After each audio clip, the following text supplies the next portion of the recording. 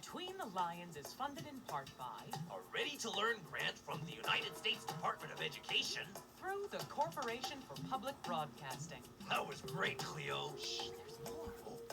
Major support is also provided by the Carnegie Corporation of New York, the Park Foundation, dedicated to education and quality television, the Arthur Vining Davis Foundations,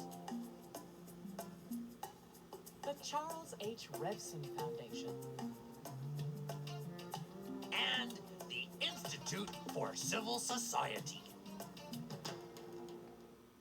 And the cow says,